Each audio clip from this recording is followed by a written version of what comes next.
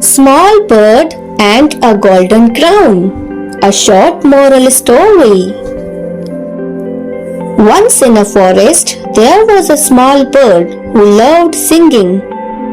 One day, a big bird heard Small Bird singing. Big Bird was jealous and told Small Bird, "Stop singing, you are too small and your voice is very bad." The small bird felt sad but didn't stop singing.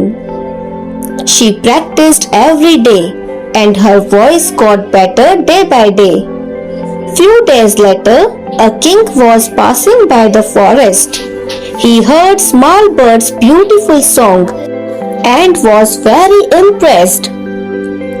He gave the small bird a beautiful golden crown. Moral of the story is, believe in yourself.